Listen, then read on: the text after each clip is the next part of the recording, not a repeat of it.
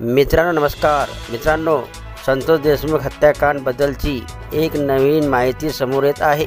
ती माहिती अशी आहे की बीड जिल्ह्यातील सरपंच संतोष देशमुख यांच्या हत्या प्रकरणात अनेक धक्कादायक गोष्टींचा उलगडा आतापर्यंत झाला आहे। या प्रकरणी आता महत्त्वाचा पुरावा पोलिसांच्या हाती लागला असून एक नव्हे तर 2 हत्या प्रकरणाचा नवा उलगडा होणार असल्याची शक्यता वर्तवली जात आहे।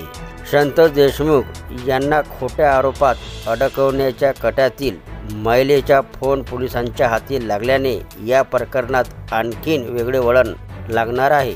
संतोष देशमुख हत्या प्रकरणातील आरोपी वाल्मी कराड, सुदर्शन चाटे आणि इतर आरोपी विरोधात सापडलेल्या पुराव्यातून आणि इतर माहितीवरून संतोष देशमुख यांच्यावर एका महिलेसोबत अनैतिक संबंध, तिचा अत्याचार करण्यात आल्याचा खोटा आरोप करण्यात येणार होता। मात्र त्यांचा हा डाव यशस्वी झाला नाही। या कटात सहभागी असल्याचा कथित संशय असलेल्या मनीषा बिडवे या महिलेची हत्या झाल्याने समोर आले।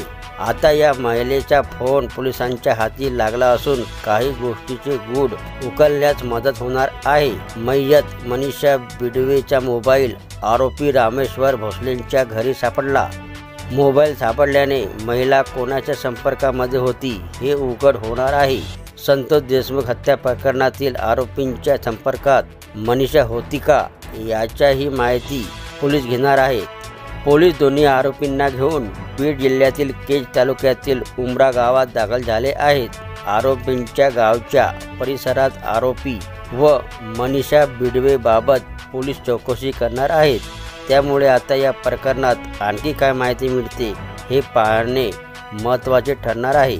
तर हे होते मित्रांनो संतोष देशमुख हत्याकांड बद्दलची नवीन माहिती आवडली असेल तर चॅनलला सबस्क्राईब करायला विसरू नका। जय महाराष्ट्र मित्रांनो।